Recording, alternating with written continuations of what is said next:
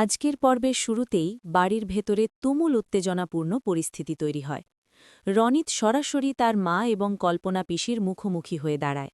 অনেক দিন ধরে জমে থাকা রাগ আর ক্ষোভ নিয়ে সে স্পষ্টভাবে জানিয়ে দেয় এই বাড়িতে তারও সমান অধিকার আছে, তাই কারও আপত্তি থাকলেও সে নিজের অংশ দাবি করবেই। রনিতের এই কথা শুনে বাড়ির সবাই হতবাক হয়ে যায়।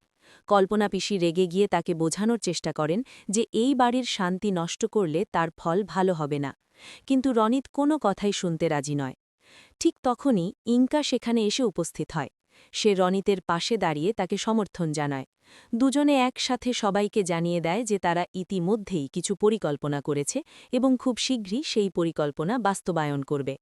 তাদের আত্মবিশ্বাসী কথা শুনে বাড়ির অন্য সদস্যদের মনে সন্দেহ আরও বাড়তে থাকে।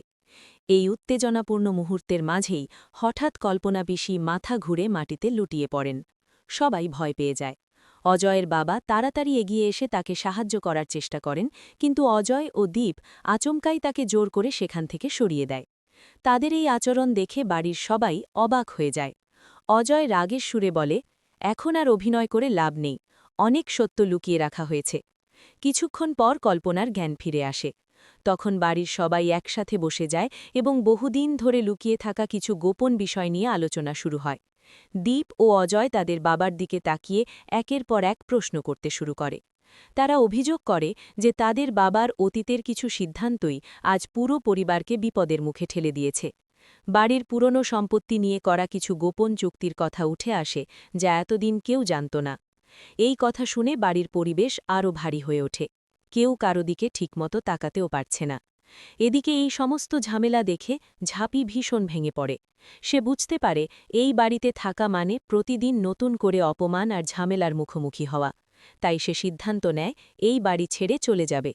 ঝাঁপি তার দিদার কাছে গিয়ে চোখের জল নিয়ে বলে যে সে আর এখানে থাকতে পারবে না।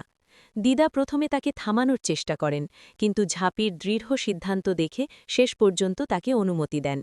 দীপ তখন ঝাঁপির পাশে দাঁড়িয়ে বলে, তুই যদি মনে করিস এটাই ঠিক তাহলে চলে যা, তোর নিজের কাজ আর দায়িত্বও আছে। এরপর ঝাঁপি বাড়ির বকেয়া ভাড়ার টাকা পরিশোধ করে। বাড়ির সবাইকে শেষবারের মতো দেখে সে চুপচাপ বাড়ি ছেড়ে বেরিয়ে যায়।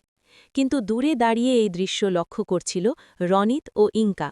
ঝাঁপির চলে যাওয়া দেখে তারা মনে মনে খুব খুশি হয়, কারণ তাদের পরিকল্পনা অনুযায়ী এখন বাড়ির দখল নেওয়া অনেক সহজ হয়ে যাবে। ঝাঁপি এরপর সরাসরি তার অফিসে যায়, কিন্তু সেখানে গিয়েও সে নিজের আবেগ ধরে রাখতে পারে না। অফিসের এক কোণে বসে সে কান্নায় ভেঙে পড়ে। ঠিক তখনই ঋষভ সেখানে আসে। ঝাঁপিকে এই অবস্থায় দেখে সে খুব চিন্তিত হয়ে পড়ে। সে জিজ্ঞেস করে, তুমি হঠাৎ বাড়ি ছেড়ে চলে এলে কেন, কি হয়েছে? ঝাঁপি সব কিছু খুলে বলতে শুরু করে। ঋষভ তাকে শান্ত করার চেষ্টা করে এবং বলে যে সে সব সময় ঝাঁপির পাশে থাকবে। কিন্তু ঠিক সেই সময় দীপ হঠাৎ অফিসে এসে উপস্থিত হয়। দূর থেকে সে দেখে ঝাঁপি ও ঋষভ খুব কাছাকাছি দাঁড়িয়ে কথা বলছে। পুরো বিষয়টা ভুলভাবে বুঝে সে ভীষণ রেগে যায়। দীপ মনে করে ঝাঁপি তাকে ঠকাচ্ছে, ফলে আবার নতুন করে ভুল বোঝাবুঝি আর ঝামেলার সূচনা হয়। পর্বের শেষে টিজার। পর্বের শেষে আরও বড় এক রহস্য সামনে আসে। দেখানো হয় ঝাঁপির মা হঠাৎ করেই নিখোঁজ হয়ে গেছেন। কেউ জানে না তিনি কোথায় গেছেন বা তার সাথে কি ঘটেছে।